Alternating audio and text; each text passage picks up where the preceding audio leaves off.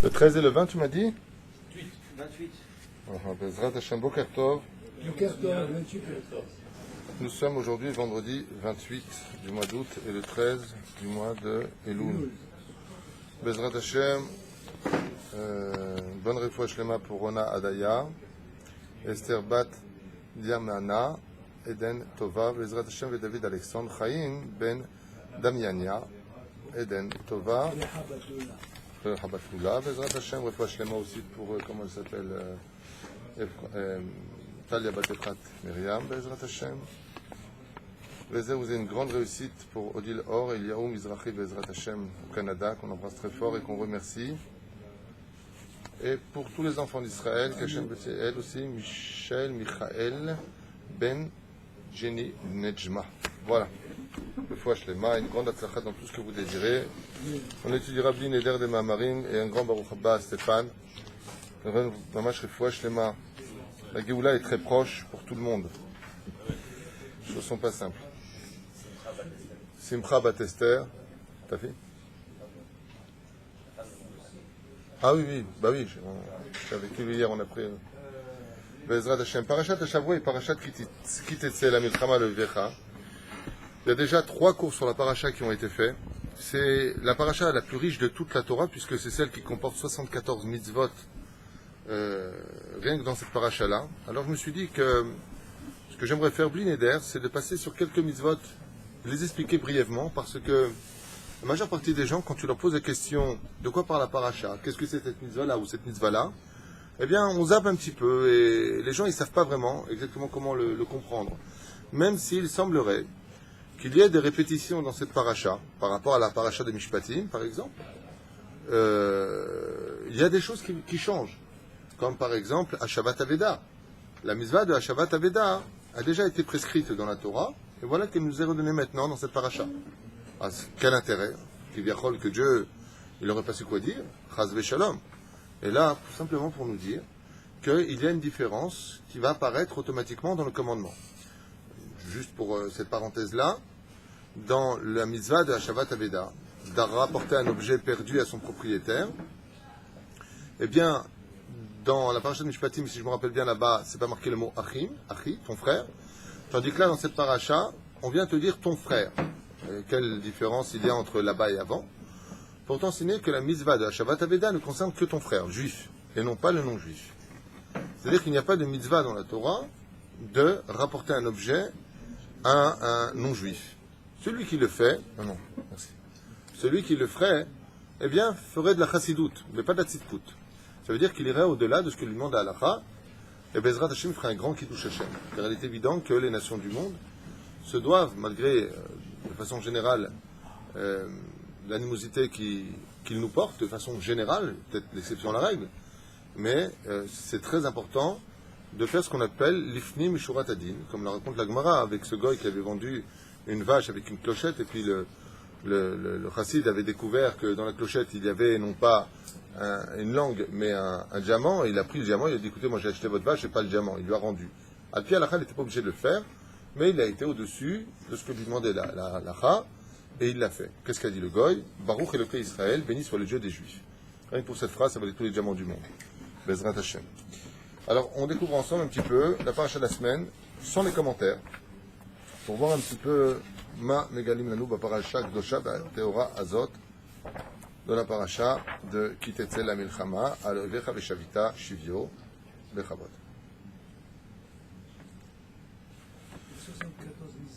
74 mitzvot dans la paracha de la semaine, c'est pour ça que je voudrais le faire avec vous. Bezrat Hashem. Je rappelle qu'il y a déjà 3 cours sur cette paracha qui parlent de 3 sujets différents.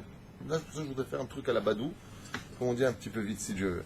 Kitetzel la Milchama al Oivecha. Donc, vous savez, les Chachamim ils disent à propos de la guerre, quand on sort en guerre, contre al Oivecha, contre ton Yetzerara, on parle de la naissance de l'homme face à son Yetzerara, car il n'existe pas un ennemi plus grand au monde que soi-même. Aucune personne ne peut plus faire de mal au monde à une personne que soi-même. En davar kazé. La reine Kitetze, quand tu sortiras en guerre, al Oivecha, contre elle, eh bien, tu feras très attention car ton ennemi ne cesse. Quel rapport? Vous allez comprendre tout de suite. En général, quand on se bat contre quelqu'un, quand on a un conflit avec une personne, on est ce qu'on appelle face à face. Quand tu vaincres cette personne-là, tu arrives automatiquement à surpasser ou à dépasser ce shlav et tu passes à une autre guerre.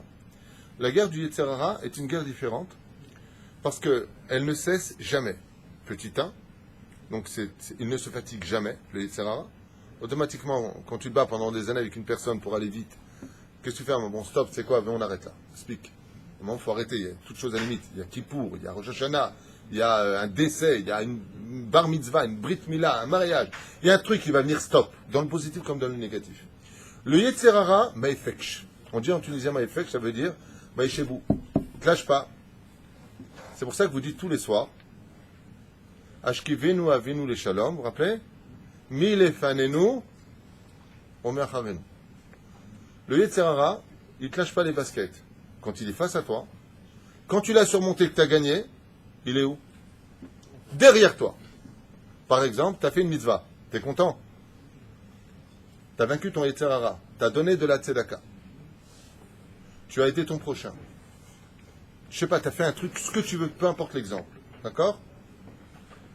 Ton Yetzer Hara peut te mener à regretter la mitzvah que tu as fait. Quoi, non? Il est marrant, lui. Ah non. Ah bah, Zénachon! Zénachon, moi j'ai connu une personne qui a aidé une autre personne à s'en sortir. Je vous racontais cette histoire il y a longtemps. Et Mina Shamaim, ils se sont rencontrés dans le hall d'un hôtel à Eilat. Et la personne a regretté sur place la mitzvah qu'il avait fait. Sur place, il a perdu la mitzvah. Mina Shamaim, ce pauvre-là, il a été chacham. Quand il a vu, il n'a pas été... Il a été surpris, mais il n'a pas été bête. Qu'est-ce qu'il a fait? Il est parti le voir, il lui a dit, regarde, j'étais mamache au bord du précipice, sache que tu me vois dans cet hôtel, non pas avec ton argent, mais parce que mon frère venu de France m'a invité à venir pour me remonter le moral. Hop! Pas de problème. Il faut faire attention, c'est une guerre qui n'en finit pas. Tu viens, tu mets les tefilines. Dieu te met dans une galère noire. Pourquoi? Maintenant que tu as des mitzvot, il faut payer tes dettes. Hein? Le mec, il devait une tonne d'oseille. Maintenant, il a une tonne d'oseille, il a gagné beaucoup d'argent. Qui c'est qui vient alors tout de suite? Tous ceux qui doivent de l'oseille. Donc les anges accusateurs qui viennent d'avant. Oh, t'as plein de mitzvot. Qu'est-ce qu'il fait le mec? À quoi ça sert le Shabbat? À quoi ça sert le Kisouille? À quoi ça sert la Kippa? À quoi ça sert tout ça? Tu rentres dans la Torah, tu es dans la panade. J'étais mieux avant. Ça, c'est exactement qui était la Milchama. Mille et nous. Déjà, tu t'es battu pour mettre la Kippa, pour mettre les tzitzit, tu t'es battu pour être Shomer Shabbat, pour être Shomer Nida, tu t'es battu pour tout ça. Une fois que tu l'as acquis, le Yetzer Hara va tout faire jusqu'à la fin de ton dernier souffle pour que tu regrettes. Pour que tu perds tout. Et qu'est-ce qui se passe pour une personne d'Alpi Alacha si elle dit je regrette toutes les mitzvot que j'ai fait, chas ve shalom? Elle perd absolument tout. Elle repart les mains vides. Et qu'est-ce qui se passe pour une personne qui dit je regrette de ne pas avoir fait toutes les mitzvot de la Torah et qui pleure? Il part comme un tzaddik. Comment les choses sont. Alors on avance parce que je vais faire plein de mitzvot, mais il faut toujours que je m'arrête. Untano Hashem Elokecha beyadecha. Mais c'est Untano Hashem Elokecha beyadecha. Il y a deux choses à retenir ici. Car l'Éternel, ton Dieu, te le donnera dans tes mains. La première, c'est que tu ne gagnes jamais une guerre si Dieu ne le veut pas. Le Simcha. Tu ne gagnes jamais une guerre si ton Créateur ne te le donne pas. Tu ne gagnes jamais une affaire si Dieu ne t'a pas dit oui. C'est impossible. Regardez ce qui a marqué. La milchama untano Hashem Elokecha beyadecha beshavet hashivyo. Mais pour faire attention, ça veut dire quoi? Le mec il arnaque. Hein, Baruch? Le mec il arnaque. Ouais, ça veut dire que Dieu il lui a donné. Alors sur ce, je mets une fois pour toutes en garde tout le monde. Quand on arnaque des gens, quand on vole son prochain, sachez une fois pour toutes qu'il faut arrêter de dire Be'ezrat Hashem, ça va marcher. Je vais l'arnaquer. Ça s'appelle Be'ezrat Satan. Le Satan, tel qu'on l'appelle en français, le Satan en hébreu, lui aussi a des pions et des dés que Dieu lui a donnés. Il a des filets, il a des cordes. Par exemple, les Chachamim nous disent pourquoi Dieu laisse-t-il les Réchaïm sur terre? Et la Torah dit Chayav Mita, c'est qu'il a Serefa Erek Bechenek. Comme on a vu, comment commence cette paracha de Kitetzel Milchama. Elle commence par la guerre de celui qui tombe sur une femme qui est extrêmement belle et veut la convertir pour sa beauté et la garder. Elle suit par le digne de Sorer ou Moré d'un enfant rebelle, buvant du vin et mangeant de la viande, n'écoutant pas ses parents, donc finissant par dénigrer les mitzvot de la Torah et les enfreindre Donc il est préférable, selon la Torah, de le tuer jeune pour ne pas qu'il en vienne à tuer, pour que maintenant on puisse le tuer. Mais évitons les dégâts. C'est comme si un mec est en voiture, il a l'intention de... Il a pas le permis, il a l'intention de rouler super vite et il y a plein de gens sur la route. Qu'est-ce qu'on fait? Il vaut perdre sa vie à lui, qui va perdre 100 vies avant de lui faire perdre sa vie à lui. C'est le digne de Soreh Mourir. Ensuite, le digne de Sekila, qui est la plus grave des 4 morts de la Torah, Sekila, c'est-à-dire la lapidation. D'accord? Donc il dit, Beshavita Shivyo, maintenant que tu rentres dans cette situation, le Yetzer Hara, pourquoi dans ce cas-là, il garde les Rechaim, les Chachamim, ils disent, parce que le Satan, il a dit, Ribono Shel Olam, si tu me prends les Rechaim de ce monde, qui sera mon armée à moi sur terre? Si tu me prends dès qu'il y a Mekeracha, tu me le prends. Tu l'enlèves de ce monde. Alors moi, de qui je vais me servir? La reine fait très attention à ça. Quelqu'un qui vole de l'argent, qu'il sache que ça ne vient pas d'Hachem. Je le dis à voix haute, une fois pour toutes, pour que les gens le comprennent, l'assimilent, l'enregistrent définitivement dans leur tête. À plus forte raison, à un goy.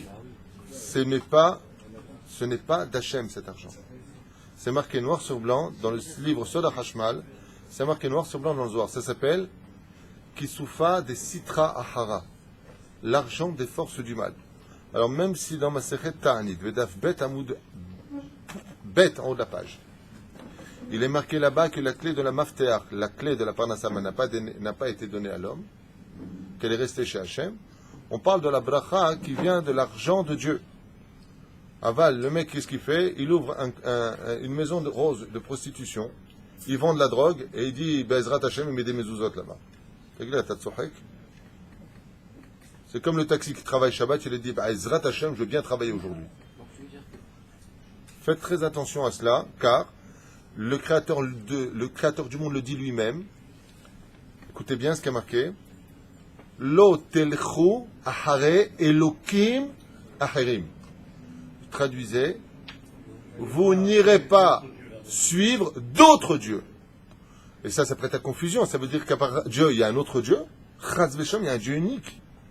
Et là, Pérouche Adaba, que Akadosh Baruch Hu, il a donné la force au Satan et à ses pions de pouvoir agir en conséquence comme des dieux Kivyachol.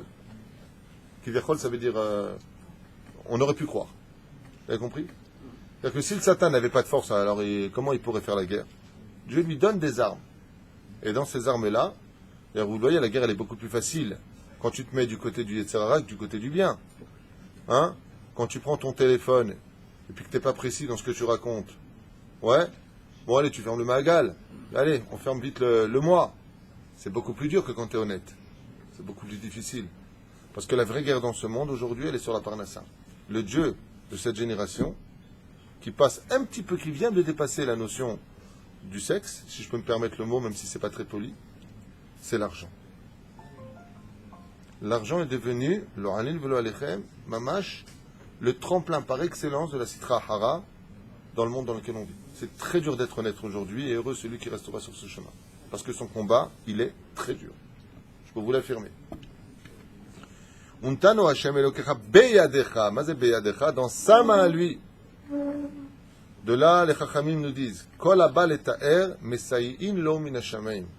Tout celui qui veut devenir pur et qui demande cela, regardez bien, Untano Hashem Elokecha beyadecha, il ramènera avec toi Veshavita Shivyo. Alors, pour dire Yetzer Hara, quand on dit Veshavita Shivyo, tu ramèneras avec toi en otage. De qui est-ce qu'on parle? On parle de la Teshuvah de celui qui a vaincu son Yetzer Hara et qui a été capable de rapporter toute sa avérote comme un otage chez lui. Vous avez compris ce que ça veut dire? Il est parti, il a fait Teshuvah Be'ahava, il a pris ses avérotes noires et les a ramenées avec lui. Elles sont devenues blanches. Pérouche Adavar, que tu peux récupérer tout ce que tu as fait.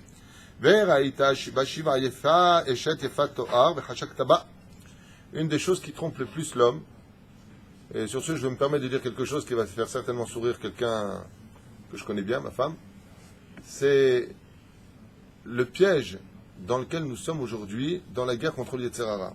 Regardez bien. Veraïta Bashivia. Basé Veraïta Bashivia, tu as vu parmi les otages, Eshet Yefa Toar. Une femme dont la beauté mérite d'être remarquée. Si vous observez bien, nous avons tous des portables. Nous avons tous des voitures. Et nous avons tous plus ou moins de maisons, ou louées ou achetées. On veut toujours le dernier modèle. encore un peu plus beau, encore un peu mieux. Et on s'endette, et on change, et on prend mieux. Alors que dans l'absolu, quand tu parles avec les techniciens à l'intérieur, comme je l'ai fait, quelle différence il y a entre, ils me disent c'est exactement les mêmes, celui-là il est plus joli. Bon là ils ont rajouté 2 fonctions en plus que personne n'utilisera. Ça coûte juste 3800 shekels. Comme les dernières voitures qui viennent de sortir, au lieu d'avoir fait arrondi, ils ont fait un peu plus carré, ça fait requin. Waouh, la nouvelle voiture. Hein? Voilà. Péroucha Davar, que pour la beauté, l'homme est prêt à délaisser l'étude de la Torah pour avoir plus d'argent. Le hashak taba. Mais le hashak taba, il y a un heshek. Les Chachamim nous enseignent quelque chose à retenir à Vibisiata d'Ishmaïa. S'il y a quelque chose que tu désires vraiment, vraiment, vraiment, vraiment sur terre, plus que tout, d'une chose qui, bien entendu, t'est permis. Faites très attention à ce que je dis maintenant. Tout ce que vous désirez fortement et qui est anti-halakha est forcément une envie du Yetzer Hara, donc vous devez laisser tomber et fuir. Mais si vous désirez une chose, par exemple, Anilo Yodea, on parle du cas d'une personne qui n'a pas l'habitude d'avoir des envies. Maurice passe par exemple, c'est pas un homme spécialement en voiture, imaginons comme ça, et tu passerais devant une vitrine et là il y a une voiture qui te parle. Et Zélo Zavotra, ça te lâche pas les baskets. J'ai appris ça de Rabbi Moshe Deri, sachez-le. Et tu passes devant une bague, un truc, et ça te lâche pas. Ça te lâche pas comme si c'est devenu, alors que d'habitude, tu n'en as rien à faire, qu'on se comprenne bien, pas le mec qui voit un truc qu'il le veut. Rabbi Moshe Deri m'avait enseigné, je crois qu'il avait pris comme référence au Zohar HaKadosh, que se trouve dans cet objet quelque chose, un etzotz, une étincelle qui est en rapport avec toi que tu dois réparer. C'est pour ça qu'il y a quelque chose au fond de ton âme. D'accord? Ne venez pas me dire maintenant, ben voilà, c'est exactement ça. La voisine qui est mariée avec mon copain, depuis 20 ans, je la désire. Ça doit être ça. Il y a un etzotz chez elle, chaz v'shalom, soyez pas débiles. Ouais, non, c'est trop facile. La caisse de mon voisin. On parle de tout ce qui est kadosh, tout ce qui est permis. Si Béhémet, il y a quelque chose qui ne te lâche pas, c'est qu'il y a comme un aimant entre ton âme et un etzotz qui se trouve, une étincelle à l'intérieur. Si vraiment, vraiment, vraiment tu la veux, eh bien, tu peux la prendre. Seulement attention, les sages nous ont déjà parlé du mariage et nous ont mis en garde que tout celui qui se marie par intérêt, à des degrés différents, il se marie par exemple pour la beauté de cette femme. Il est tombé fou amoureux de Christine, parce que Christine ou Fatima sont extrêmement jolies. Ils ont des yeux en amande, elles sont chouettes, elles sont rigolotes. Waouh! Ouais? Super. Et il a craqué pour elle. Qu'est-ce qu'il fait? Il veut la convertir. La Torah vient nous enseigner ici que si tu t'es marié avec elle, et qu'elle s'est convertie dans ce sens-là, comme on le voit ici dans la Torah, où cette personne-là va la convertir au judaïsme, quelle est la suite de la Torah ici? Sorer ou mourir. Les enfants que tu auras d'elle seront des enfants rebelles qui n'iront pas sur le chemin de la Torah. Zéouzé. Si une personne se marie dans ce cas-là, et c'est pareil pour lo alenu velo alechem, comme le dit la Mishnah, kol ahava atluya bedavar, batel adavar, batla ahava.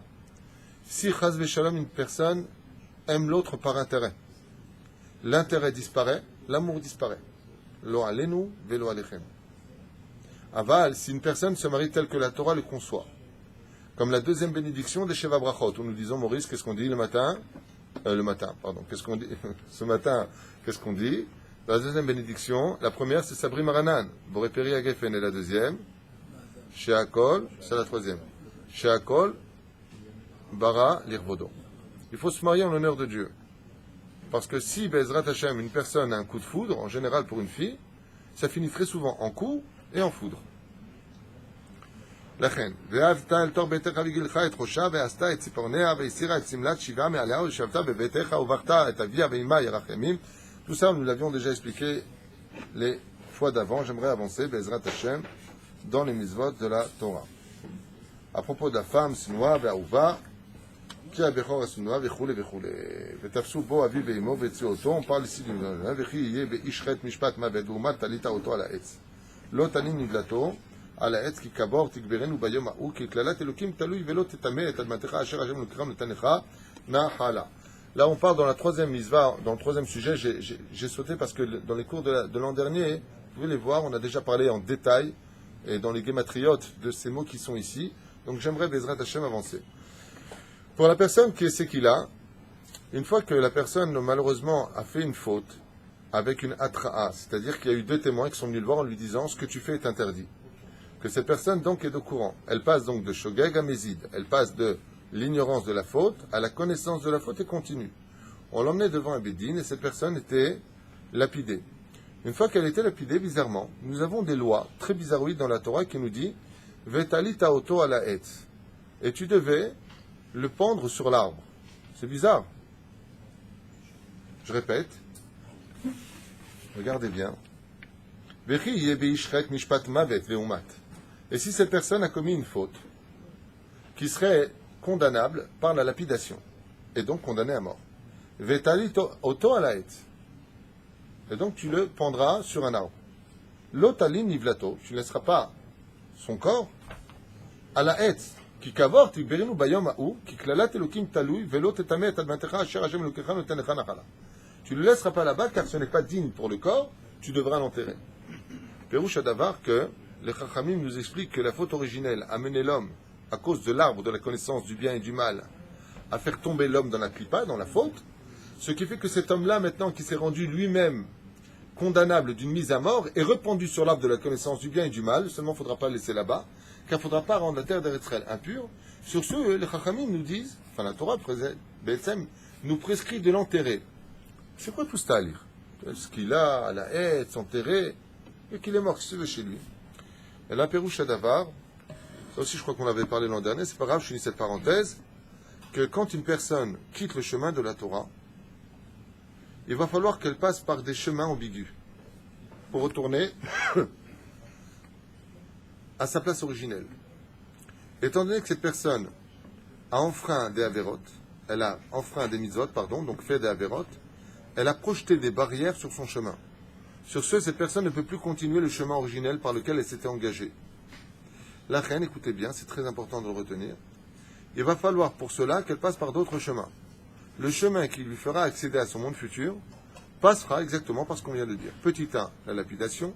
Petit 2, il est pendu sur l'arbre. Petit 3, il est enterré. Si elle ne passe pas par ce processus, cette personne ne peut pas rejoindre son monde futur.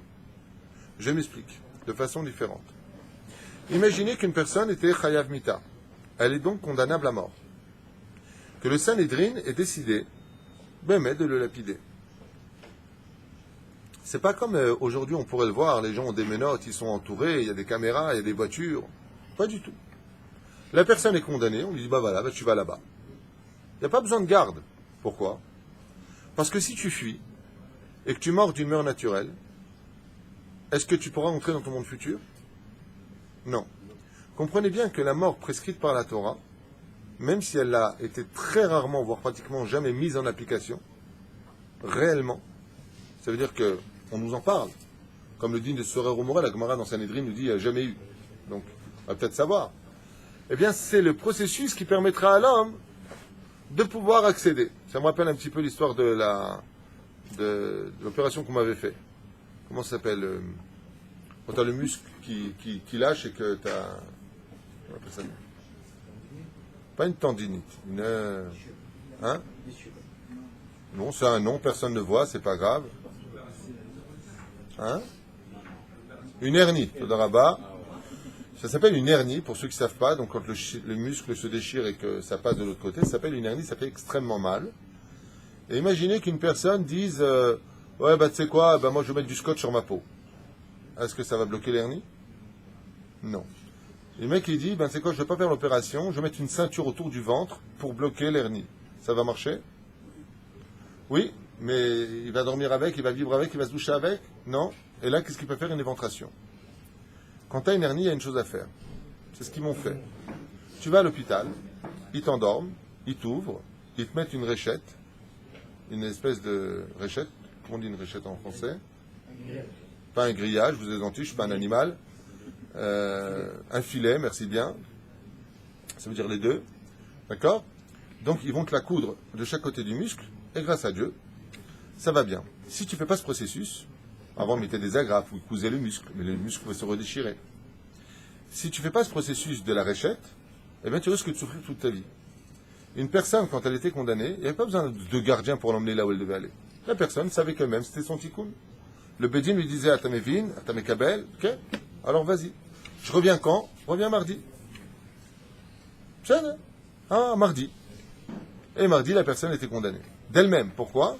Parce qu'en réalité, le processus de la Torah, tel qu'il nous l'est donné, qui paraît complètement barbare au premier degré, n'était autre que le processus qui permettait à l'homme maintenant de pouvoir retrouver son Gan Eden. Vous avez compris la différence?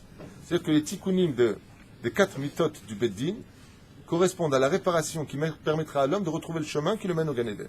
S'il passe par un autre chemin, il est chayav midai bidei shamaim. Il devient donc automatiquement condamné par les cieux, et donc la mort ne sera pas la même. Mais étant donné qu'il n'a pas été par le premier processus, deuxième processus et troisième processus, automatiquement, il meurt. Il a souffert, il a morflé sa race, et il n'a pas de monde futur. L'otir'e et shor achicha oseyo nidachim v'tanamta me'em asher tishivem le'achicha.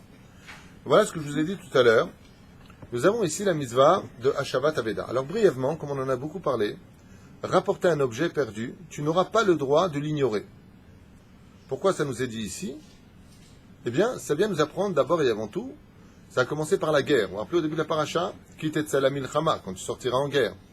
Ça vient t'apprendre que même quand tu es en guerre, tu n'as pas le droit d'ignorer un objet que tu devras ramener à son propriétaire. Par exemple, une gourde d'un soldat qui serait tombé. Tu n'as pas le droit de la laisser en disant bah, ça va, je suis en guerre, va me saouler avec sa gourde, tu la prends, tu dois la ramener à son propriétaire. Yesh misvat, hashavat aveda, même pendant la guerre. Deuxième explication, qui elle par contre serait plutôt au Shulchan Aruch.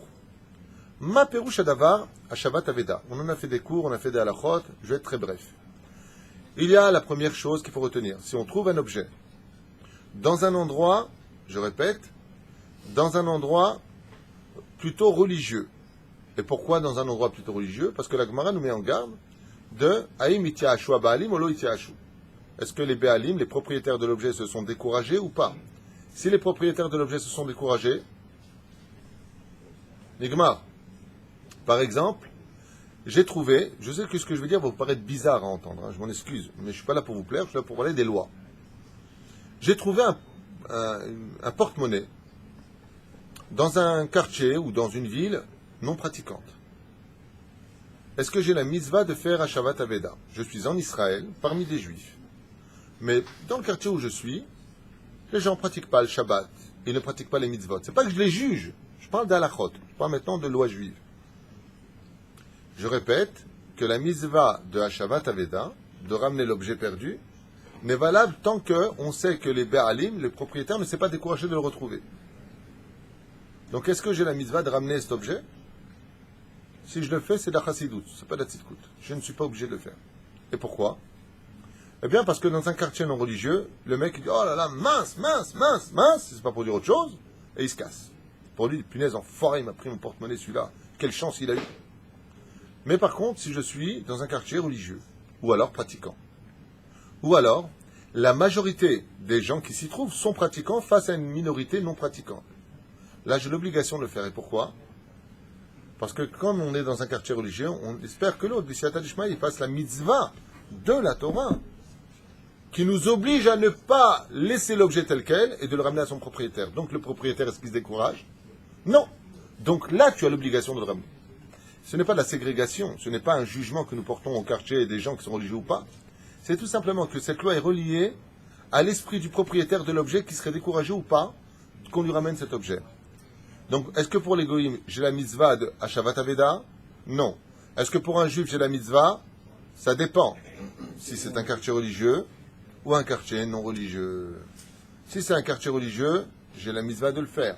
Ou majoritairement pratiquant, j'ai la mitzvah de le faire. Si je suis dans un quartier Bichlal, anti-Torah, et ainsi de suite, en shum mitzvah Hashavat Aveda. Ça, c'est au niveau de l'objet. Comment on fait? On prend l'objet, on marque des mots un peu partout, le numéro de téléphone, et il faut qu'on ait 2 signes qui seront définis par le propriétaire de l'objet. Top, très bien. Je rentre sur mon parking et je vois que mon voisin a laissé ses lumières allumées. Ici aussi, j'ai la mitzvah de Hashavat Aveda. Velo titalem imena. J'ai vu les lumières de mon voisin qu'est-ce qui va se passer pour lui si je ne vais pas le prévenir qu'il a éteint ses lumières? Le lendemain matin, il va avoir un problème. Il va appeler un grar, ça va lui coûter de l'argent. Un grar, c'est un dépanneur, ou demander à une personne éventuellement de l'aider et perdre de l'argent pendant son retard ou un rendez-vous important. Sur ce, la mitzvah de Hashavat Aveda rentre en application. Donc, qu'est-ce que vous faites? Si vous rentrez sur votre parking le soir et que vous voyez que les lumières de votre voisin sont allumées, l'otitalem, tu n'as pas le droit de rentrer chez toi en disant, ah, ça va, son problème, je m'en fiche. Assour. Tu as l'obligation de taper à sa porte et de lui dire, excuse-moi de vous déranger, vous avez laissé monsieur vous faire allumer. Tu viens de gagner une mitzvah, non pas de bonnes œuvres, mais une mitzvah de Hashavat Aveda, sachez-le. Rapporte un objet perdu. Hein? Qu'est-ce qu'il dit? Qu'est-ce qu'il dit? Même sur une voiture, même sur un... Il n'a pas ramené un objet, il a juste fait un... Pas que sur ça. Tu sais qu'un homme va faire une mauvaise affaire, tu sais quelque chose dans ce domaine, tu es certain, par exemple, il fait une affaire avec un arnaqueur, tu le sais, tu as le mitzvah de le dire. Ça s'appelle Hashavat Aveda.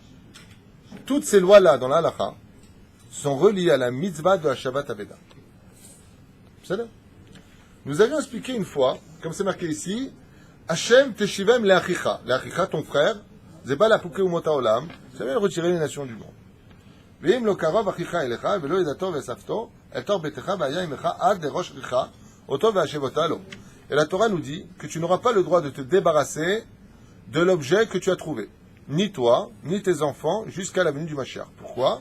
Comme c'est marqué, et l'objet que tu as trouvé, s'il n'est pas venu te le demander, tu le garderas chez toi à la maison. Jusqu'à ce qu'il vienne te le demander. Donc là, vous savez qu'on n'a pas le droit de se débarrasser d'une Hashavat Aveda. Mais qu'est-ce qu'on peut faire? Si l'objet, par exemple, est périssable, avec le temps, qu'est-ce que tu ferais d'un objet? Tu as trouvé quelque chose qui, avec le temps, risquerait de... comme un blouson. Hein? Dépérir. Très bien. Ah, tu vas le garder, le mec, tu viens, tu dis, voilà, ton objet, 50 ans plus tard, ma chère est arrivée, le mec, il lui donne, et le blouson en cuir, il est tout pourri, c'est un cuir, on va dire, turc ou égyptien, ils sont moins bien faits que le cuir italien, par exemple, je travaillais dedans, je sais de quoi je parle, il s'écrit beaucoup plus vite, au soleil, à de forte raison. Le mec, tu lui donnes un truc qui veut plus rien dire, attends, t'es gentil. Ce que tu as le droit de faire dans ce cas-là, c'est de vendre l'objet et de garder l'argent de l'équivalence de cet objet pour le remettre au propriétaire. C'est là? Même si la monnaie change, il faut aussi en changer la monnaie. Absolument. Tu es le gardien d'une situation. C'est un peu exagéré, non? C'est un peu exagéré, Youssef. Avec l'évolution, c'est ça? Non, mais la mitzvah, elle est un petit peu débile, on peut dire. Ça fait peur à dire, mais c'est horrible. Attends, mon pote, j'essaie de rendre service. Non, tu ne rends pas service, c'est une mitzvah. Quoi? Et qu'est-ce que nous rapporte cette mitzvah-là? La première chose, il y a beaucoup de commentateurs, dont je vous conseille de lire énormément Rabbeinu Bachye sur cette mitzvah-là, qui fait un très bel étalage d'explications. Mais ici, ce qu'il faut retenir au-dessus de tout, c'est d'abord la redoute du peuple d'Israël. On parle ici de Achicha, ton frère. La mitzvah qui comporte toutes les mitzvahs de la Torah, c'est Ve'afta le'reacha kamocha. Le fait de faire la mitzvah de Hashavat Aveda, de rapporter un objet perdu à son propriétaire, est par excellence le nombril de la mitzvah de Ve'afta le'reacha kamocha.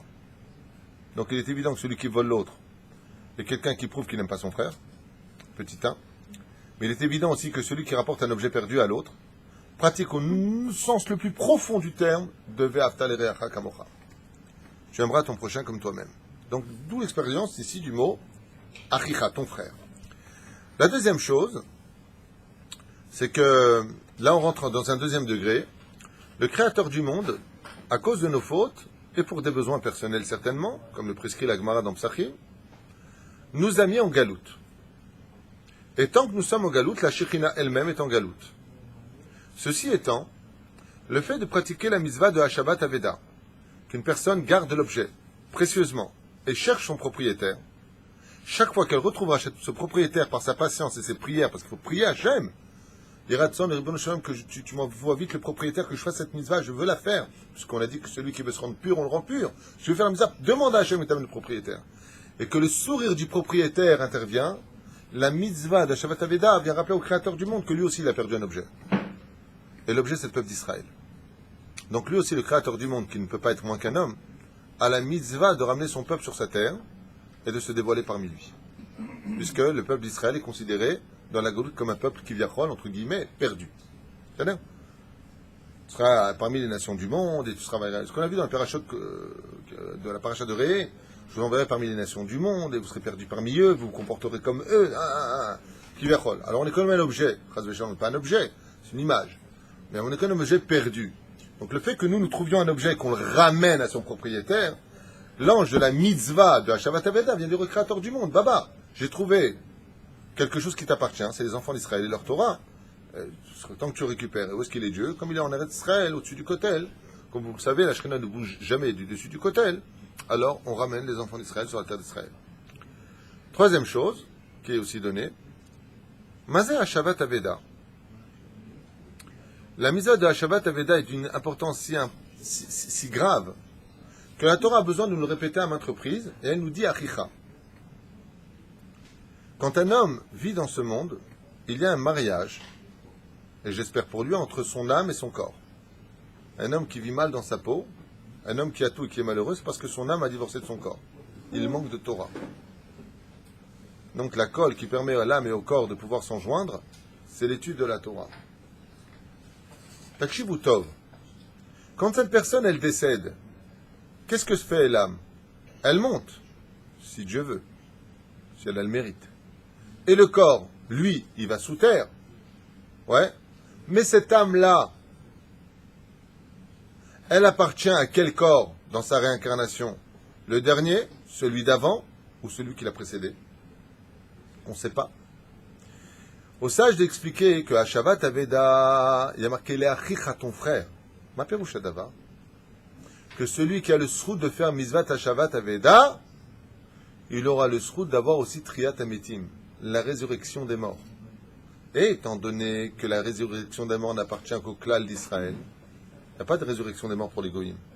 Il y a résurrection des morts pour les juifs dans le Talmud, dans la Torah. C'est comme ça. D'accord? Qui vivra verra. Celui qui pense au contraire. Pense au contraire. Je suis pas là pour convaincre les gens. Je vous dis ce qui est marqué dans nos textes. Eh bien, le fait de faire Hashavat Aveda, comme l'âme, elle ne sait pas quel corps elle appartient, par le mérite de cet ange-là, les Chachamim, ils disent que l'âme du défunt contre la Triat Ametim, elle sera ramenée dans le corps. Pourquoi? Parce que le propriétaire de l'âme, c'est le corps. Nous sommes toi et moi ensemble. Mais sans la mitzvah de Hashavat Aveda, l'âme, elle ne pourra pas retrouver son corps. Mida kenegen mida lo batla. C'est pour ça qu'il est marqué maintenant Achicha. Et pourquoi ton frère? Pourquoi il n'y a pas de misa? C'est pas intelligent. Allez, tu fais... le gars, il a perdu un objet. Pourquoi tu ne le ramènes pas, le pauvre? Sincèrement, allez, soyons humanistes. La malo. Parce qu'en réalité, la mitzvah de Hashavat Aveda al-Pisod est reliée à Triat Ametim, la résurrection des morts. Et étant donné que les goïms n'ont pas de résurrection des morts, l'omishtaech lem mitzvah de Hashavat Aveda. Il n'y a pas donc de rapport avec eux, avec la mitzvah de tu ramèneras l'objet à son propriétaire. Si tu veux le faire, hein? Je ne sais même pas si c'est permis. Je crois pas. וכן תעשה לחמורו, וכן תעשה לשמלתו, וכן תעשה לכל אבדת אחיך, אשר תאבד ממנו, ומצאת לא תוכל להתעלם. Et tu ne pourras pas, donc ici on a vu que ça concerne l'objet, l'animal, tout ce qui touche à une personne. C'est là. לא תראה את חמור אחיך או שורו נופלים בדרך, והתעלמת מהם, הקם תקים עמו. Si tu vois ton prochain, qui a son âne, avec sa marchandise qui est sur le point de tomber, ou autre, tu ne les verras pas sans agir, et tu n'auras pas le droit de l'italem. Donc j'ai une question à vous poser ici. Si une personne est en panne sur la route, et que je peux l'aider, est-ce que j'ai le droit de l'italem? Non. J'ai l'obligation de m'arrêter de l'aider. Sauf si, bien entendu, je suis pressé, ou qu'on est dans une situation suspicieuse, ou alors que la fille qui est en panne est une super bombe atomique, et que la personne a des sensibilités aiguës pour ce genre de beauté. Le mec il dit, oh punaise, la mitzvah là, waouh, la mitzvah, j'adore ces mitzvot. Alors, en panne, hein, maintenant, regardez comment le texte nous dit. Écoutez bien les textes. O shoro, o son taureau. Noflim baderer, tombe sur le chemin. Vitalam tamem lo akem takimimo. Tu devras le lever avec lui. De là où ça, je nous mettre en garde que quand tu vois une personne qui est sur le point de tomber, tu as l'obligation de le relever tout de suite. Pourquoi? Parce qu'une fois qu'il est tombé complètement, ça deviendra beaucoup plus dur. Les mâts d'Avardomé, à quoi cela ressemble? C'est comme quelqu'un qui a une charge pondérante sur les épaules et il est sur le point de tomber. Tant qu'il est encore un peu sur l'épaule et que tu le remets sur son épaule, tu as beaucoup plus de facilité à maintenir la charge. Mais s'il l'a fait tomber par terre, ce sera beaucoup plus dur du sol de le ramener sur son épaule. De la même façon, Be'ezrat Hashem, nous avons l'obligation d'agir ainsi. Lo yeh keli gever al isha, velo ilbash gever simlat isha, ki toavat Hashem elokecha kol oseil. Une mise en garde très importante, une fois de plus pour notre génération, où il est strictement interdit, même à Purim, j'insiste, même à Purim. Et ne citez pas le Rama, s'il vous plaît, dans le Shulchan Aruch, qui s'adresse aux Ashkenazim, que Dieu les bénisse, qu'ils fassent ce qu'ils veulent, moi je m'adresse aux Sfaradim. Il est strictement interdit, et c'est un issour de la Torah, pour un homme de porter des vêtements de femme, ou des bijoux de femme. Par exemple, bon là je vais un peu loin dans ce que je veux dire, mais c'est la déa du Rav Kanievski. Le Rav Kanievski, par exemple, chez Badel et Chaim Arukim, ne porte pas de montre. Selon lui, ce qui n'est pas la déa des grands d'Israël, hein, ceci étant, je vous le dis aussi, moi j'ai une montre, mon Rav a une montre, et on a tous des montres grâce à Dieu, mais le Rav Kanievski a un doute, apparemment, sur le fait qu'une montre soit aussi un objet de femme. Donc les gens qui viennent le voir, ils disent, pourquoi t'as une montre? Taïcha. Il y a des maris qui ont des bagues. Pourquoi on ne porte pas les bagues dans le monde de la Torah? Vous avez remarqué que les femmes ont une bague, c'est les kiddushin, mais nous les hommes, on n'a pas de bague. C'est pas pour mieux draguer, au contraire. Quand tu as une bague, tu te fais plus draguer que quand tu n'as pas de bague. Ne vous inquiétez pas, les temps ont changé. Mais pourquoi on ne porte pas de bague? Parce que la bague est un bijou de femme, c'est pas un bijou d'homme. En aucun temps, les hommes portaient des bagues. Okay? Il y a une chose, par contre, qui est effectivement unisexe, dans les bijoux, si je peux appeler ça comme ça, c'est quoi? Non, la chaîne, c'est un objet de femme. Les hommes ne portent pas de chaîne, Rabotai. La montre, on en a parlé, c'est unisexe. Non, non. La lunette, mais... Ah non, t'as rien jusqu'à maintenant, c'était bien. Si tu viens de dire, là. Hein? La seule chose que l'on trouve dans la Torah, comme étant aussi bien chez une boucle d'oreille, il y a fait méon.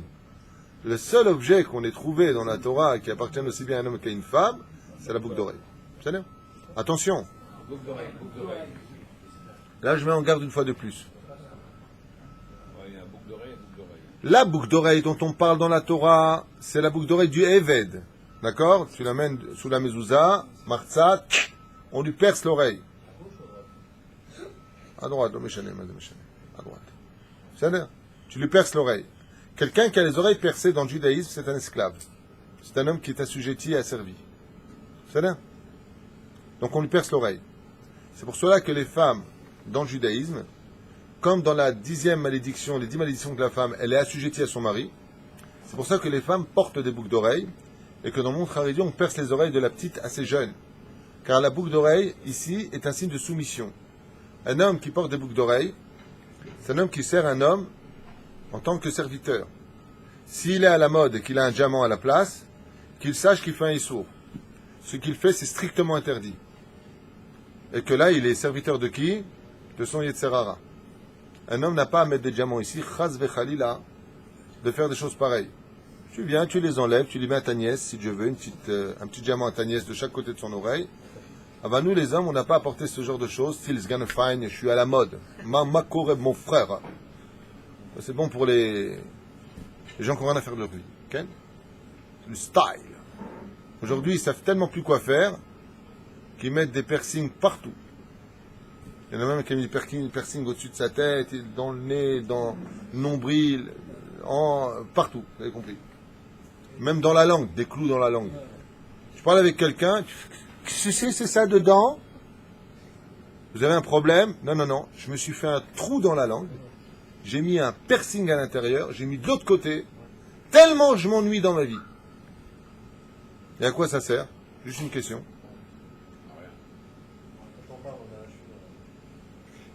Ouais, avant on avait un cheveu sur la langue. Là ils ont un clou dans la langue. Ah ben à quoi ça sert? Ch'touillos. La reine Isha, l'homme ne mettra pas des habits de femme. Donc une femme en pantalon, vous avez bien compris. Le pantalon est un vêtement d'homme. De qui plus est, le pantalon accompagne les formes. qu'une femme sache une fois pour toutes, en espérant, Bezrat Hashem, qu'elle mette en pratique ce bel enseignement de mon épouse. Une femme qui porte un pantalon, chaque seconde où elle porte ce pantalon, elle fait un interdit de la Torah. Il est strictement interdit à une femme de porter des pantalons, sachez-le. Même si c'est un style féminin. Pourtant, les islamistes, ils mettent tous là. Quelle référence tu donnes? Pourquoi? C'est une référence des islamistes? Oh, j'aime le nom d'un autre. Tu me parles des islamistes. Si, mais Bouled.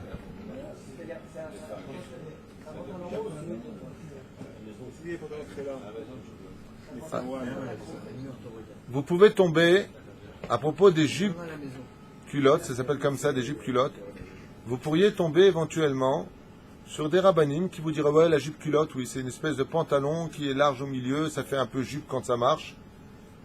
Moi, j'ai posé la question à mon rav, il m'a dit assour. Voilà, que vous sachiez. Parce que très facilement, une personne peut tomber des jupes culottes au pantalon. Ça va plus la différence. Le Yetzirah te dit jamais mange du porc directement, il te dit d'abord tu manges du poisson, après de la salade, et après tu manges du porc. De la même façon, on ne porte pas ce genre de vêtements. Petit A. Mon épouse a donné une très très belle mise en pratique qui marche très fort. Pour celles qui ont du mal à quitter les pantalons et passer à la jupe, elle conseille tout simplement de les mettre le lundi et le jeudi. Tu prends sur toi lundi et jeudi d'être en jupe. Et tu verras qu'au bout d'un certain temps, tu t'habitues très bien à la jupe et que tu finiras par mettre la jupe toute seule, sans prendre la tête, et quitter une avéra qui, les tsarino arabes, nous coûte cher, puisque nous sommes tous responsables et garants les uns des autres. Donc je rappelle qu'une femme qui met un pantalon fait un issour chamour meod de oraita, c'est un issour de la Torah. C'est là. Qui est avat, car un homme qui s'habille comme une femme qui s'habille comme un homme, est une abomination aux yeux d'Akadosh Baruch Hu, kol ose ele. Tous ceux qui pratiquent cela sont considérés comme une abomination aux yeux de Shem. Akadosh Baruch Hu sonne, il déteste. Donc vous avez bien compris, les hommes qui se maquillent, les hommes, du rimel, du rouge à lèvres, les gens qui s'habillent avec un côté féminin, les femmes qui s'habillent comme des hommes, à fil ou bépurim, même à Purim, c'est strictement interdit pour un Sfarad. Hein? C'est ça. Ensuite, qui carré quand c'est par le fan rabadera bechol etz o ala aretz prochim o betzim va'em ro betzat ale prochim o ala betzim lo tikach em ala banim shalach teshach ta'em bet avanim tikach la lem'an itav lach va'arachta yamim. La misva de Shiloh Haken, qui est un chok, ne s'adresse. Alors Shiloh Haken, vous savez, c'est quand on trouve un oiseau qui est en train de couver ses œufs ou ses oisillons. Nous avons la mitzvah de chasser la mer et de prendre les oisillons. Très brièvement, on en a parlé l'an dernier, donc je refais une parenthèse rapide pour ce shiur. Petit 1, on ne s'adresse qu'aux animaux purs et prescrits par la Torah. Par exemple, si je trouve un aigle ou un faucon, ou un corbeau, est-ce que j'ai le droit de pratiquer la mitzvah? Non. Non. Absolument pas. Petit 1, il faut qu'on parle d'un oiseau considéré comme étant pur par la Torah. Petit 2, sur ton chemin. Ton chemin, ça peut être aussi ta mirpesset. Ta mirpesset, c'est ton balcon. C'est là. Il y a une marloquette sur ce sujet-là. Je rappelle, donc même chez toi à la maison, sur ta fenêtre, si tu as un oiseau qui a fait son nid, tu fais la mitzvah là-bas aussi, hein. Pas simplement sur la route, pas simplement sur les champs. Deuxièmement, je rappelle qu'il n'y a pas de bénédiction à dire. Pourquoi? Arrête, c'est une mitzvah tassée de la Torah, on aurait dû dire Asher kedeshanu benzota betzivanu al mitzvah shiloh haken lamalo. Parce que tu ne peux pas faire une bracha sur ce que tu n'es pas sûr de réussir. Arrête, imagine que la mer elle s'est envolée avant que tu la renvoies. Donc tu as fait bracha levatala. Étant donné que cette mitzvah là est très difficile à mettre en pratique, parce que c'est un mérite hors du commun, et son salaire est donné dans la Torah, afin que les jours de ta vie se prolongent, on ne pourra pas faire la bracha dessus, parce qu'on n'est pas sûr de bien la réussir. Donc, pour pas qu'il y ait bracha levatala, al tagit klum. Comment on la met en pratique? Vous le savez bien, on vient délicatement, on essaie de faire partir la maman, qui va, elle, battre au-dessus du nid, par ses deux extrémités, avec ses ailes, qu'elle, et ensuite, la mère va partir parce qu'elle aura peur, tout en fixant de ses yeux ses oisillons. La douleur de l'oiseau va être très dure, je vous le dis. Il y a une marque lequel dans les chachamim, savoir est-ce que l'oiseau souffre, est-ce qu'il retient ça ou pas. L'opinion, Déa, ça veut dire opinion. La dernière opinion vient nous dire que l'oiseau souffre momentanément, un tout petit peu. Mais bizarrement, son cri d'une importance capitale pour nous. Et en quoi cela? Arrête, vous savez que dans le judaïsme, la gravité de frapper son prochain est tellement grave qu'elle est qualifiée de racha. Racha, lama taket re'echa. Impie, pourquoi frappes-tu ton frère? Comme le dit Moshe Rabbeinu. Okay? À Datan et Aviram. La mitzvah de faire du bien est incommensurable. La mitzvah, le péché de faire du mal, par contre, lui est très gravement puni, comme un homme qui frappe sa femme, ou une femme qui lève la main sur son mari. Ils sont carrettes dans les cieux. Ils sont carrettes, t'es pas au courant. Un homme, une fois j'ai posé la question, je dirais pas à qui, posé la question, une fois j'ai posé la question à un homme, j'ai dit quoi, vous frappez votre femme? Il dit si elle mérite, hein, oui. Il a tranché. Je vous dirai pas de quelle origine il était. Marocain. Alors sachez qu'il y a aussi des Tunisiens qui lèvent la main sur leurs femmes, il y a aussi des Algériens qui lèvent la main sur leurs femmes, il y a aussi des Marocains. D'ailleurs, la personne à qui j'ai posé, c'était un Marocain. Je mens pas. C'est la vérité. Aval, ça ne veut pas dire qu'il n'y a que qui frappe. Aval Perouche Adava. Non. Il faut savoir que les gens qui lèvent la main sur leurs femmes sont des ordures. Il est strictement interdit à Torah de lever la main sur son épouse. Strictement interdit. Ça l'air? Adam demande avec un bâton. Avec un bâton. Adam. C'est l'air. On n'a pas le temps de plaisanter. Assur l'arbitre. Est-ce qu'on a le droit de faire du mal à un animal? Strictement interdit. À un tel point que le mal fait à un animal est tellement renié par la Torah que la Torah nous a interdit de manger nous-mêmes avant de donner à manger à nos animaux. À ce point-là, oui. Boire, tu peux boire avant lui. Manger, non. D'abord, tu donnes à manger à ton animal et ensuite tu manges toi. Pour vous dire à quel point on doit prendre conscience de l'importance de ne pas faire du mal à un animal. Alors, comment se fait-il que là, on fait du mal à un animal? Eh bien, des fois, il faut un sacrifice, nous disent les sages, pour pouvoir sauver le peuple d'Israël. Car le cri de l'animal, de cet oiseau qui hurle parce qu'on lui prend ses oisillons, est si grand qu'il monte jusqu'au Kisé à Kavod. Et qu'est-ce que crie la mère oiseau, dans son langage à elle? Hachem, on m'a pris mes enfants. Ce cri est si violent que Akadosh Baruch Hu dit lui-même à ce moment-là, où sont mes enfants? La mitzvah de Shiloh Haken ramène la Géoula. Parce que le cri de l'enfant vient tellement de l'intérieur de ses entrailles que le Créateur du monde lui-même s'effraie du cri de l'oiseau et dit, Béhémet, où sont mes enfants? Donc ce cri est nécessaire, telle une opération. Attends, ce que je vous dis, c'est du pshat. Ça va beaucoup plus loin. Hein? C'est un chok. Tous les chukim sont explicables. Mais imagine que tu aies beaucoup de secrets, de quoi remplir des milliers de livres, et que je dise qu'un seul mot de tout ton livre.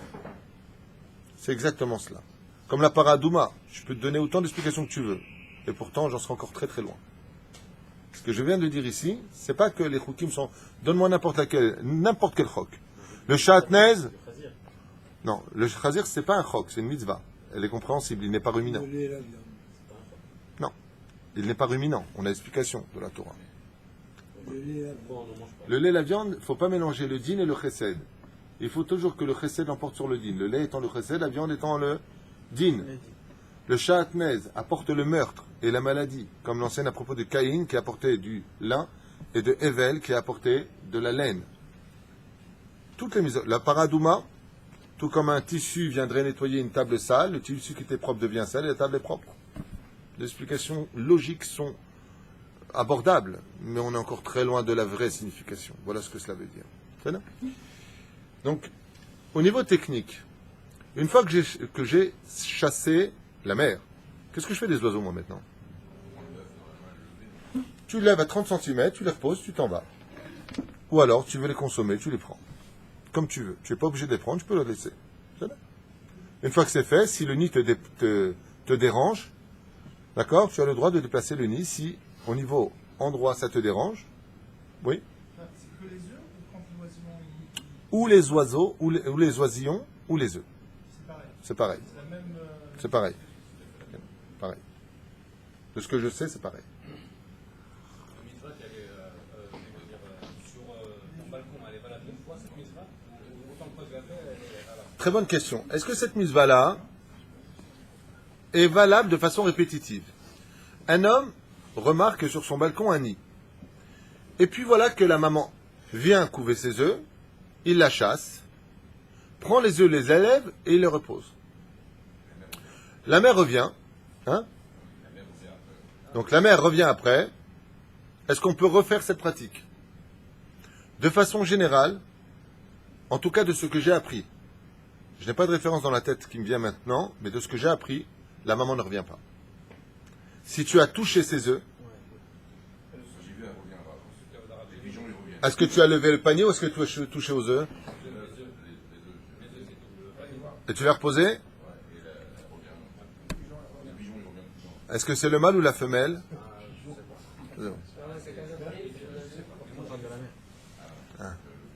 En général, sache-le, si on a touché à ses œufs, automatiquement elle ne revient pas. Maintenant, combien même si cette mitzvah-là se représentait, tu peux la refaire. Qui t'ivne bait chadash vasita ma'akel legagecha velo tasim dami bevetecha ki tipol anofel mimeno. Alors là, par contre, c'est une très belle mitzvah. Celui qui construit une maison. Alors, la Torah ici s'adresse encore à ce genre de maison, quoique aujourd'hui on les a encore dans les immeubles. Nous avons l'obligation de faire un ma'aké, une barrière au-dessus du toit. Avant, les toits étaient plats, et non pas en tuiles, de façon triangulaire. Pour triangulaire, on doit faire bientôt un coup. Hein? Voilà, c'était des terrasses. Nous avons l'obligation, une mitzvah de la Torah, de faire un ma'aké, c'est-à-dire une barrière tout autour. Pourquoi est-ce qu'on ferait une barrière tout autour? Eh bien, parce que on a peur que la personne tombe. Hein? Il faut que ce soit un minimum de 80 cm pour éviter. Alors, deux explications pour avancer. La première sur le domaine ésotérique est plutôt machalique, c'est-à-dire, pas machalique quand tu viens de dire le pauvre. Hein. Machal, ça veut dire métaphorique. Voilà en français. C'est que on te demande de mettre au-dessus du toit un ma'aké. C'est quoi le ma'aké et c'est quoi le toit? Vis-à-vis de l'homme, ce qui représente le toit, c'est le cerveau. Nous sommes un binyan, un immeuble, et nous avons ici ce qu'on appelle le toit. On te demande ici de mettre un ma'aké pour ne pas tomber. Allusion au chapeau de l'homme et aux pensées pures. Qu'est-ce qu'on appelle ici un ma'aké? C'est qu'effectivement, quand un homme ne représente pas un symbole, je dis bien, on doit être intérieur comme extérieur. L'habit ne fait pas le moine comme ils disent. De l'autre côté, quand on... Je donne simplement cet exemple-là qui me casse les pieds personnellement. Mais quand on est habillé comme je suis, c'est-à-dire Shrenet Hamout, le talit, la cravate à te pendre, la chemise, le blouson, il fait 4000 degrés dehors, avec 80% d'humidité, Baruch Hashem, on se plaint pas, et le chapeau pour te finir à la hache, ouais, il est évident qu'on viendra facilement, beaucoup moins facilement te draguer, ou te faire tomber, ou te dire, tu viens au mariage ce soir? Non, mais allez, il est religieux. Donc il y a marqué, fais un ma'aké. Fais en sorte que quand on te voit au niveau de ton esprit, on voit quelqu'un, moi jamais quelqu'un vient à me dire, au contraire, me dire, Rav, tu touches le mariage de ma fille, je vous aurais bien invité, mais c'est pas séparé. Chaud. En plus, je paye pas l'amende. Ah, je suis sauvé. Mais quand tu viens, il n'a pas de ma'aké, tu viens, je suis en mariage, bon, ça va, bah, t'as qu'à sortir pendant les musiques. Bon, on me dira pas ça. Pourquoi? V'asita ma'aké legagecha. Fais-toi une barrière qu'on voit d'extérieur que tu es quelqu'un qui tient à protéger ton esprit. C'est ça? La deuxième chose, c'est l'esprit lui-même. Un homme doit faire des barrières entre lui et l'écran qui se présente face à lui. Donc si tu vas voir Bezrat Hashem pour ne pas tomber, il faut garder un esprit pur. Cet esprit pur s'appelle un ma'aké de l'esprit. Je ne vais pas là-bas, même si c'est permis, parce qu'il y a des femmes. Je ne vais pas là-bas, même si c'est permis, parce qu'il y a ceci ou cela. Troisième explication dans le texte lui-même de la Torah. Le texte ici, si vous l'analysez bien, il fait peur. Parce qu'il prévoit une perte qui est déjà prévue. Je m'explique. Regardez bien le texte. Car, Tivne Bait Hadash, quand tu construiras Bezrat Hashem une nouvelle maison, Ve'asita ma'aké legagecha. Et ainsi donc, tu placeras en haut du toit une barrière de sécurité. Velo tasim damim bevetecha. Et tu ne mettras pas du sang dans ta maison. Car effectivement, si tu ne l'as pas fait, la personne pourrait tomber du toit et mourir à cause de toi. Ki yipol anofel. Mimenu. Et là, par contre, on a quelque chose qui ne va pas dans l'hébreu. Ki yipol anofel.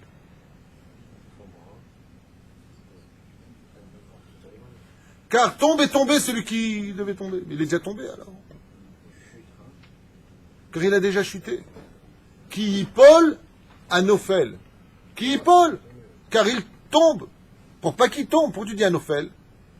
Le mot Anophel vient nous dire ici que cette personne-là, elle doit tomber. C'est des prévus qu'elle tombe. Elle a une faute qui est représentée par ce qu'il a, lapidation.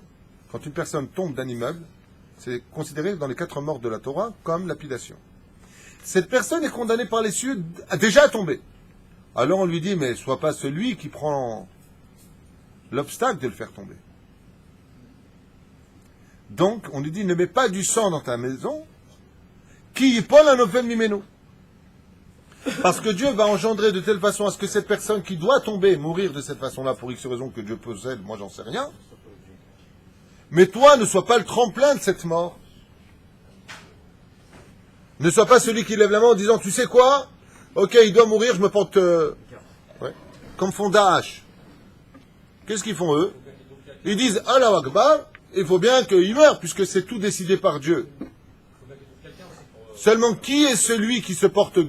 Ok, je veux être le bourreau, je veux être le tremplin, le salopard, entre guillemets, qui va agir ainsi. C'est comme l'histoire du voleur. Le mec, il vient, il fait un... Comment on appelle ça quand tu rentres dans une maison volée? Merci, un cambriolage. Et le mec, il rentre, et le voleur, il rentre, il embrasse la mezouza. Leshem Yahud Kucha Berichou. Je viens faire le tikkun des propriétaires qui doivent être pour le Minash Shamaïm, mais c'est moi qui suis élu. Débile. Qu'eux doivent être volés, c'est sûr. Ça, c'est Minash Shamaïm, sinon Dieu ne l'aurait pas permis. Comme ça s'est passé dans la Gemara à Ashkelon, de ceux qui sont montés au Beth Amikdash, et quand sont venus les voleurs, ils ont vu à l'intérieur. Ils disent, mais ils ne devaient pas monter au Beth Amikdash pendant les Shalosh Regalim? Eh ben non, regarde, ils sont à la maison. Il les voyait à la maison. Voilà qu'au bout d'un mois, ils sont revenus. Il dit, vous venez d'où? Il dit, ben, on revient de Beth Amikdash. Mais non, vous étiez là. Aïe, aïe, aïe. Il a dit, apparemment, le Créateur, il n'a pas voulu qu'on soit volé. Qu'est-ce qu'il a fait, Hachem? Il a envoyé 2 anges qui ressemblaient à ces 2 propriétaires. Et quand les voleurs voulaient rentrer, ils voyaient qu'ils étaient toujours dedans. Mais en réalité, il n'y avait personne. Si Dieu ne veut pas que tu sois volé, tu n'es pas volé. Donc si tu es volé, c'est que c'est Minash Shamaïm. Alors le voleur, il a fait une mitzvah ou une avéra? Il a fait une avéra. Parce qu'il a dit, moi, je veux être celui qui est le rachat.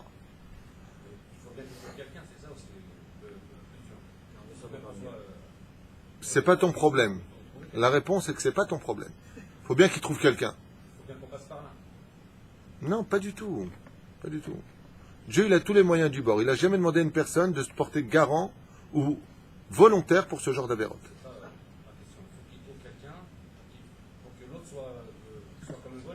Oui. Et qui va trouver?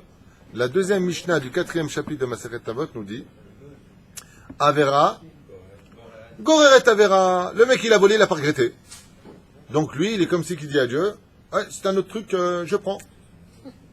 Dieu emmène l'homme là où l'homme veut aller, donc viens. Alors j'ai besoin de toi. J'ai besoin de toi pour l'Avera, mais toi tu vas le payer cher. Eh ben pourquoi? Tu m'as pris toi-même, non? Réponse, mais tu t'es porté volontaire. Tu t'es porté garant de la Avera. C'est ce que tu voulais, c'est ce que tu as eu. Profite bien. Car tout argent mal acquis ne profite jamais. C'est là, c'est pour ça.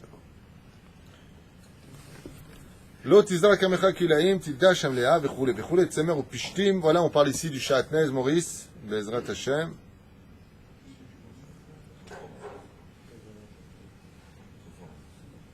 Tu ne les mettras pas ensemble. On verra ça pendant Shabbat. Tzemer, c'est Evel. Ici, un petit commentaire sympathique que j'avais écrit à la main. Je ne sais pas si je vous en ai parlé en dernier. Mais Tzemer, c'est le mouton, la laine, est représenté du peuple juif. Pishtim, c'est Caïn, c'est les nations du monde. Shatnez, Tzemer ou Pishtim Yardav, tu ne les mettras pas ensemble. De là encore une allusion à la mort d'un peuple, le peuple juif, quand il s'assimile, quand tu mets le shatnez, c'est comme si tu mélangeais les nations du monde à Israël, disent les Chachamim, et automatiquement, Zemita Laolam. La Chen Vezrat Hashem, que les nations du monde vivent entre elles, que le peuple d'Israël se marie entre nous, Vezrat Hashem, sans mariage mixte, Haz Shalom, et que le Dieu d'Israël se dévoile avec la Géoula pour toute la terre et l'univers, Vezrat Hashem et Beramenu, Amen, Amen.